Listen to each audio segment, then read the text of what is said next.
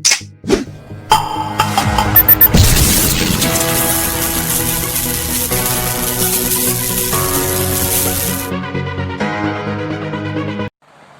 Friends, मैं आपका स्वागत करता हूं learn English with Manish channel में। दोस्तों, आज से हम लोग पूरा इंग्लिश का बेसिक से लेकर एडवांस तक पढ़ना शुरू करेंगे, जो कि आपको किसी भी एग्ज़ाम में बेनिफिट देगा, चाहे वो कॉम्पिटिटिव एग्ज़ाम हो चाहे एकेडमिक एग्ज़ाम हो। एकेडमिक एग्ज़ाम का मतलब हो कि 9, 10, 11, 12 मतलब है, ठीक है। तो चलिए शुरू करते हैं। पूरा मैं बेसिक से लेकर एडवांस तक पढ़ाऊँगा। अब बाद में अगर वीडियो अच्छा लगेगा तो आप लाइक कमेंट शेयर करके जाइएगा, ठीक है, और चैनल को सब्सक्राइब कर लीजिएगा। चलिए शुरू करते हैं। दोस्तों, इंग्लिश ग्रामर हम लोग पढ़ने जा रहे हैं, ठीक है। इंग्लिश ग्रामर, ठीक है। इसको तो पहली बार ग्रामर नहीं बोलते हैं, इसको बोलते हैं ग्रामर, ठीक है। तो दोस्तों, इंग्लिश ग्रामर, ग्रामर होता क्या है? ग्रामर बेसिकली दोस्तों सेट ऑफ रूल्स होता है। क्या होता है? Set of rules. ग्रामर क्या होता है? सेट ऑफ रूल्स होता है, ठीक है। मतलब कि कुछ रूल्स बना दिए गए हैं, उनको एक निश्चित सेट में रख दिया गया, उन्हीं को ग्रामर बोलते हैं। अब कोई भी रूल बनता है तो उसके पीछे कुछ ना कुछ लॉजिक जरूर होता है, और उन लॉजिक को मैं बताते हुए चलूँगा। किताबों की तरह आपको रटना नहीं है, बिल्कुल मैं पूरा लॉजिक बता कर ही आपको कोई भी रूल समझाऊँगा। 90% आपको रूल के लॉजिक बताऊंगा, 10% ऐसे होंगे जिसके लॉजिक मैं नहीं बता पाऊंगा, क्योंकि जैसे आप ट्रैफिक रूल है कि हमको लेफ़्ट साइड से ही चलना है, तो इसका कोई लॉजिक नहीं है, बस ये एक रूल है, ठीक है। लेकिन कुछ रूल्स ऐसे हैं कि भैया उनका लॉजिक होता है, जो मैं आपको बताऊंगा, जो कि आपको बुक्स में नहीं मिलेगा, ठीक है। तो चलिए शुरू करते हैं। तो दोस्तों देखिए, पहले हम आपको ग्रामर में पढ़ना क्या क्या है, ठीक है। ग्रामर दोस्तों बेसिकली 2 टाइप का होता है, होने को तो 5-6 टाइप का होता है, लेकिन हम उसको 2 टाइप में उसको डिवाइड करके पढ़ेंगे। पहला डिस्क्रिप्टिव ग्रामर, डिस्क्रिप्टिव ग्रामर, और दूसरा क्या है? Functional grammar.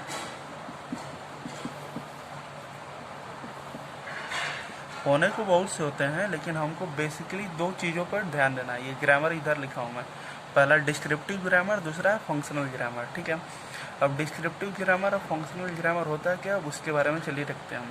तो पहला डिस्क्रिप्टिव ग्रामर क्या होता है? तो दोस्तों, डिस्क्रिप्टिव ग्रामर में हम लोग पढ़ते हैं, टेंस के बारे में पढ़ाई करते हैं हम लोग। टेंस के ही आधार पर हम लोग नरेशन के बारे में पढ़ते हैं, और टेंस के आधार पर हम लोग एक्टिव एंड पैसिव वॉइस के बारे में पढ़ते हैं, एक्टिव एंड पैसिव वॉइस के बारे में पढ़ते हैं, ठीक है। और टेंस के ही आधार पर हम लोग क्या पढ़ते हैं? क्वेश्चन टैग को पढ़ते हैं, ठीक है। और टेंस के बाद ही हम लोग क्या पढ़ते हैं? मॉडल एक्सिलरी के बारे में पढ़ते हैं। एमए मतलब मॉडल एक्सिलरी के बारे में पढ़ेंगे। मतलब कि हम लोग को डिस्क्रिप्टिव ग्रामर में क्या क्या पढ़ना है? टेंस पढ़ना है, नरेशन पढ़ना है, एक्टिव एंड पैसिव पढ़ना है, क्वेश्चन टैग पढ़ना है, मॉडल एक्सिलरी पढ़ना है, ठीक है दोस्तों। इन सब चीज़ों के बारे में हम लोग को डिटेल में पढ़ना है, और हर एक रूल का मैं आपको पीछे लॉजिक बताता हुआ जाऊँगा, ठीक है। तो चलिए शुरू करते हैं। फंक्शनल ग्रामर में हम लोग को क्या पढ़ना है दोस्तों? फंक्शनल ग्रामर में हम लोग को पढ़ना है, फंक्शनल ग्रामर में हम लोग को क्या पढ़ना है? पार्ट्स ऑफ स्पीच के बारे में पढ़ना होता है। पार्ट्स ऑफ स्पीच के बारे में पढ़ना होता है, ठीक है। पार्ट्स ऑफ स्पीच की संख्या कितनी होती है? Total number of parts of speech कितने होते हैं? 8 होते हैं। Total number of parts of speech कितने होते हैं? 8 होते हैं। उन्हीं के बारे में पढ़ना होता है, जो कि नाउन होता है, प्रोनाउन होता है, वर्ब होता है, एडवर्ब होता है, एग्जेक्टिव होता है, प्रीपोजिशन होता है, कुछ लोग इसे प्रीपोजिशन भी बोलते हैं, कंजंक्शन होता है, इंटरजेक्शन होता है, ठीक है। Noun, pronoun, verb, adverb, executive, preposition, conjunction, interjection, ठीक है। तो ये 8 के बारे में हम लोग को पढ़ना होता है। अब बाकी हम लोग एक अलग तरीका का चीज़ पढ़ते हैं, आर्टिकल्स और डिटर्मिनर्स। आर्टिकल्स और डिटरमिनर्स, जिनको हम लोग पार्ट्स ऑफ स्पीच में जगह नहीं देते हैं। अब क्यों नहीं देते हैं इसके बारे में भी जब हम लोग आगे पढ़ेंगे तो आपको मैं डिटेल में बताऊंगा, ठीक है। तो चलिए, अब ये तो मैं दोनों ग्रामर के बारे में थोड़ा सा बेसिक्स बताया कि डिस्क्रिप्टिव ग्रामर क्या होता है और फंक्शनल ग्रामर क्या होता है, और उनमें जो जो चीज़ें पढ़ने हैं उससे पहले हमको बेसिक नॉलेज के बारे में भी ज्ञान होना चाहिए। तो चलिए बेसिक नॉलेज के बारे में आपको बताता हूँ, ठीक है दोस्तों। चलिए हम लोग बेसिक इन्फॉर्मेशन के बारे में पढ़ते हैं कि बेसिक इन्फॉर्मेशन होता क्या है, ठीक है। तो बेसिक इन्फॉर्मेशन में सबसे पहले जान लेते हैं इंग्लिश क्या होता है। इंग्लिश अपने आप में एक लैंग्वेज होती है। इंग्लिश अपने आप में क्या होती है? एक लैंग्वेज होती है। इंग्लिश अपने आप में क्या होती है? लैंग्वेज होती है। लैंग्वेज को डिफाइन करने के लिए, लैंग्वेज की उत्पत्ति के लिए हमको दो चीज़ों की ज़रूरत पड़ती है। एक हमको स्क्रिप्ट की ज़रूरत होती है और दूसरा हमको साउंड की ज़रूरत पड़ती है। दूसरा हमको क्या है? साउंड की ज़रूरत होती है। लैंग्वेज के लिए हमें स्क्रिप्ट और साउंड दोनों की ज़रूरत पड़ती है। SOUND में लिखा हुआ, ठीक है। स्क्रिप्ट क्या होता है? स्क्रिप्ट को हम लोग हिंदी में लिपि बोलते हैं, ठीक है।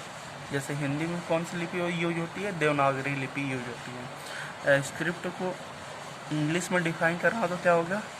Writing style of a language. Writing style of a language, ठीक है। जो राइटिंग स्टाइल होती है लैंग्वेज की। साउंड तो आप जानते ही हैं। साउंड तो आप साइंस बैकग्राउंड वाले अच्छे से जानते होंगे। जब कहीं पर कंपन होता है तो वहाँ साउंड उत्पन्न होता है, ठीक है। तो इन दोनों की ज़रूरत पड़ती है हमें किसी भी लैंग्वेज को डिफाइन करने के लिए। कोई भी लैंग्वेज जो उत्पत्ति उसकी होती है उसकी स्क्रिप्ट और साउंड के द्वारा ही होती है, ठीक है। स्क्रिप्ट के ही आधार पर इंग्लिश में कितने लेटर्स मौजूद हैं? 26 लेटर्स मौजूद हैं। स्क्रिप्ट के ही आधार पर इंग्लिश में कितने लेटर्स मौजूद हैं? 26 लेटर्स मौजूद हैं, जो कि हमारे कौन कौन से हैं? A to Z हैं, ठीक है।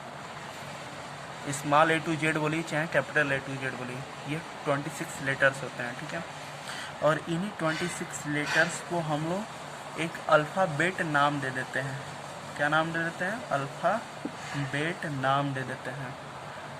ALPHABET, ठीक है। ALPHABET, तो इसको अल्फ़ाबेट नाम दे देते हैं। दोस्तों एक बार इंटरव्यू में क्वेश्चन पूछा जा चुका है बैंक के इंटरव्यू में कि अल्फ़ाबेट कितने होते हैं, तो बहुत से बच्चे इंटरव्यू में बताते हैं कि अल्फ़ाबेट 26 होते हैं, जबकि लेटर्स 26 होते हैं। जो ABCD होता है वो हमारा लेटर्स होता है, ना कि अल्फ़ाबेट होता है।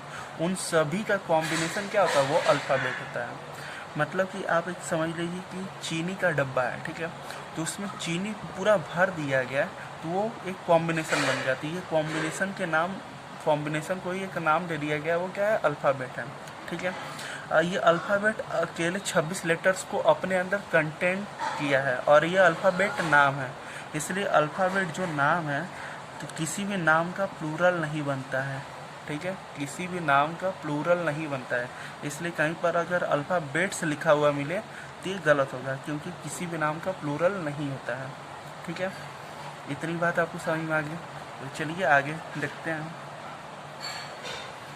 जो अल्फ़ाबेट होता है उसमें 26 लेटर्स मौजूद होते हैं, ठीक है। और उन्हीं 26 लेटर्स को दो पार्ट्स में डिवाइड कर दिया जाता है। पहला वाउल्स, पहला क्या होता है? वाउल, और दूसरा क्या होता है? कॉन्सोनेंट। कॉन्सोनेंट, ठीक है। इसको वाउल बोलते हैं, ना कि वॉवेल बोलते हैं। इसको क्या बोलते हैं? वाउल, ठीक है। तो वाउल की संख्या कितनी होती है? 5 होती है, जो कि होते हैं A, E, I, O, U। और कॉन्सोनेंट की संख्या कितनी होती है? 21 होती है, जो बच जाते हैं B, C, D, F ... ठीक है। तो इन दोनों के कॉम्बिनेशन से ही क्या बनता है? इन दोनों के कॉम्बिनेशन से ही हमारा वर्ड बनता है। इन दोनों के कॉम्बिनेशन से क्या बनाया जाता है? वर्ड बनाया जाता है, ठीक है। और वर्ड का मतलब क्या होता है? A meaningful unit of letters. A meaningful unit of letters, ठीक है। अब यहाँ पर यूनिट का क्या मतलब है दोस्तों? अब ये समझा जाए। यूनिट का हिंदी में हम लोग इसको इकाई बोलते हैं, बट यहाँ पे यूनिट का मतलब है इंडिपेंडेंट यूज़। यूनिट का मतलब क्या होता है? इंडिपेंडेंट यूज या आइडेंटिटी।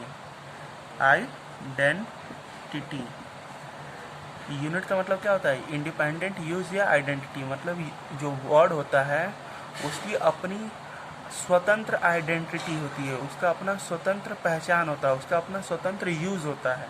ठीक है, तो चलिए आगे देखते हैं। सबसे पहले हम लोग लेटर के बारे में जाने। लेटर जो होती है वो इंग्लिश लैंग्वेज की सबसे छोटी इकाई होती है। लेटर से ही हमारा बना वर्ड। ठीक है, वर्ड के ही आधार पर हम लोग पार्ट्स ऑफ स्पीच की स्टडी करते हैं। वर्ड के ही आधार पर हम लोग पार्ट्स ऑफ स्पीच की स्टडी करते हैं। वो क्यों? क्योंकि दुनिया का कोई भी वर्ड हो वो पार्ट्स ऑफ स्पीच के अंतर्गत ही आता है। अगर वो पार्ट्स ऑफ स्पीच के अंतर्गत नहीं आता है तो उसको क्या बोलते हैं? पार्टिकल बोलते हैं। अगर कोई वर्ड पार्ट्स ऑफ स्पीच के अंतर्गत नहीं होता है तो या तो वो पार्टिकल होगा, या तो वो आर्टिकल होगा, या तो वो डिटरमिनर होगा। Determiner.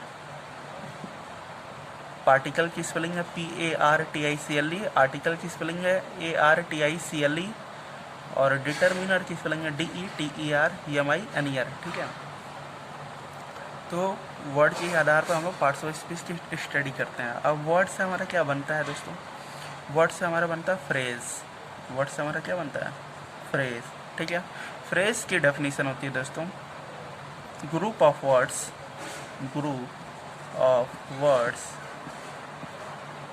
Without complete meaning. Group of words without complete meaning मतलब कि कुछ वर्ड्स का ग्रुप बना दिया जाए जिनका कोई भी कंप्लीट मीनिंग ना हो। हमेशा याद रखा जाता है जो फ्रेज होता है उसमें कहीं भी वर्ब नहीं आती है, कहीं भी वर्ब नहीं आती है, चाहे वो मेन वर्ब हो चाहे वो हेल्पिंग वर्ब हो। फ्रेज में कहीं भी वर्ब नहीं आती। जैसे करण एंड अर्जुन में लिख दिया, क्या लिख दिया? करण एंड अर्जुन। ठीक है, करण एंड अर्जुन जब लिख दिया तो इसमें कहीं पर भी मेरा वर्ब नहीं आ रहा है। जैसे इन द मॉर्निंग में लिखा, इन द मॉर्निंग, तो इसमें मेरा कहीं पर भी वर्ब नहीं आ रहा। तो फ्रेज में कहीं पर भी वर्ब नहीं आती है।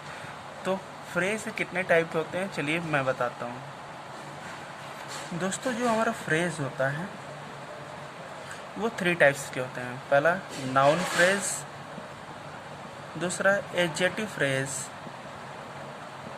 दूसरा एडजेक्टिव फ्रेज, तीसरा एडवर्ब फ्रेज। तीसरा क्या होता है? Adverb phrase. पहला नाउन फ्रेज, दूसरा एडजेक्टिव फ्रेज, तीसरा एडवर्ब फ्रेज। जो फ्रेज नाउन की तरह काम करेगा वो नाउन फ्रेज होगा, जो फ्रेज एडजेक्टिव की तरह काम करेगा वो एडजेक्टिव फ्रेज होगा, और जो फ्रेज एडवर्ब की तरह काम करेगा वो एडवर्ब फ्रेज होगा। ठीक है, फ्रेज के ही आधार पर हमारा बनता है वो सेंटेंस बनता है। क्या बनता है? सेंटेंस बनता है। दोस्तों जैसे फ्रेज की डेफिनेशन अभी मैंने बताया कि group of words without complete meaning होता है, तो सेंटेंस क्या होता है? Group of words with complete meaning, मतलब ऐसे ग्रुप्स का वर्ड्स जिसका पूरा कंप्लीट मीनिंग निकलता हो। तो सेंटेंस की डेफिनेशन होती है group of words with complete meaning. Group of words with complete meaning. ठीक है, तो चलिए आगे मैं बताता हूँ इसके बारे में। और दोस्तों जो सेंटेंस होता है उसके 3 मेन पार्ट्स होते हैं। उसके 3 क्या होते हैं? मेन पार्ट्स होते हैं। पहला क्या होता है? सब्जेक्ट। पहला क्या होता है? सब्जेक्ट, जिसको हम लोग डूअर भी बोलते हैं, सब्जेक्ट या डूअर। दूसरा क्या होता है? वर्ब। वर्ब 2 टाइप का हो जाएगा, पहला है एक्शन वर्ब और दूसरा हेल्पिंग वर्ब। और तीसरा क्या होता है? वर्ब के बाद तीसरा हमारा ऑब्जेक्ट होता है। क्या होता है? ऑब्जेक्ट होता है। तो सेंटेंस के ये 3 मुख्य हिस्से होते हैं। पहला सब्जेक्ट या डूअर, दूसरा वर्ब, तीसरा ऑब्जेक्ट। वर्ब भी 2 टाइप का होता है, एक एक्शन वर्ब, दूसरा हेल्पिंग वर्ब। ठीक है, एक्शन वर्ब को हम लोग मेन वर्ब भी बोलते हैं। क्या बोलते हैं? Main verb. ठीक है, अब देखिए दोस्तों इतना मैंने अभी बेसिक इन्फॉर्मेशन दिया है, कुछ और भी मैं बेसिक इन्फॉर्मेशन बताने जा रहा हूँ। उसी के आधार पे हम लोग आगे स्टडी करेंगे, ठीक है। और हर एक चीज़ों को मैं लॉजिकल जोड़ते जाऊँगा, ठीक है। और हर एक चीज़ के बारे में आपको डिटेल में नॉलेज दूंगा, जितना आपको किसी बुक में भी नहीं मिलेगी, ठीक है। चलिए मैं बताता हूँ दोस्तों। मैं थोड़ा एकदम बेसिक इन्फॉर्मेशन आप लोग को बताने जा रहा हूँ। थोड़ा प्रोनाउंसिएशन कैसे किया जाता है, ठीक है। पहले तो इसको प्रोनाउंसिएशन नहीं बोलते हैं, इसको क्या बोलते हैं? प्रोनाउंसिएशन। PRONUNCIATION। इसको क्या बोलते हैं? प्रोनाउंसिएशन बोलते हैं, ना कि प्रोनाउंसिएशन, ठीक है। मेरे से भी कभी कभी गलती हो जाती है बोलने में, कभी कभी लिपसिंग की प्रॉब्लम हो जाती है, लेकिन कोशिश हम लोग को यही करना है कि हमारा प्रोनाउंसिएशन हमेशा सही रहे। थोड़ा एक आपको बहुत अच्छी बात बताता हूँ। जैसे मैं लिखा हूँ, इसको हम लोग क्या पढ़ेंगे? रीअरेंज पढ़ेंगे, ठीक है, ठीक है। लेकिन इसको हम लोग क्या पढ़ेंगे? वर्ब पढ़ेंगे। इसको क्या पढ़ेंगे? वर्ब। यहाँ आर का प्रोनाउंसिएशन नहीं किया जाएगा, और जबकि यहाँ पर आर का प्रोनाउंसिएशन किया जा रहा है। तो क्यों नहीं किया जा रहा, क्यों किया जा रहा है, इसके बारे में आपको आज डिटेल में बताता हूँ, ठीक है दोस्तों। देखिए अगर दोस्तों, अगर मेरा कहीं पर वाउल साउंड पहले आ रहा हो, ये क्या है? वाउल है, ठीक है। और उसके बाद मेरा क्या आ रहा है? आर आ रहा है। वाउल के बाद क्या आ रहा है? आर आ रहा है। तो वहाँ पर आर का साउंड र नहीं होगा, वहाँ पर आर का साउंड र नहीं होगा। देखिए यहाँ पर आर था, आर के पहले यहाँ पर ई वाउल है, तो इसके पहले आने से यहाँ पर आर का यहाँ पर प्रोनाउंसिएशन नहीं होगा, मतलब आर यहाँ पर साइलेंट है, ठीक है। और यहाँ पर आर का प्रोनाउंसिएशन क्या होगा? अ होगा। तो इसको हम लोग क्या बोलते हैं? वर्ब, ना कि वर्ब। इसको क्या बोलते हैं? वर्ब, ठीक है। अब दूसरा, अगर आर के बाद वाउल आता है मेरा, अगर आर के बाद वाउल आता है तो वहाँ पर आर का प्रोनाउंसिएशन र होगा, वहाँ पर आर का प्रोनाउंसिएशन र होगा। जैसे यहाँ पर आर के बाद वाउल आया है, तो यहाँ पर रीअरेंज बोला जा रहा है, यहाँ पर आर का प्रोनाउंसिएशन हो रहा है, ठीक है। और तीसरी बात इसमें क्या होती है, अगर आर के पहले भी वाउल आए और आर के बाद भी वाउल आए, तब क्या करेंगे हम? तो दोस्तों अगर पहले आएगा तो ये तो उस समय अब अ बोला जाएगा, बट बाद में आ रहा है तो फिर इसको र बोला जाएगा, मतलब यहाँ पर आर का प्रोनाउंसिएशन र बोला जाएगा, यहाँ पर आर का प्रोनाउंसिएशन र बोला जाएगा, ठीक है। इतनी बात आप लोग को समझ में आई? तो चलिए, इतनी बात जब समझ में आई तो आज आई होप आपको आज का वीडियो पसंद आया होगा। अगले वीडियो में यहाँ से आगे लेक्चर को कंटिन्यू किया जाएगा और सपोर्ट कीजिएगा चैनल को, बस ये मैं कहूँगा। धन्यवाद दोस्तों, जय हिंद, जय भारत।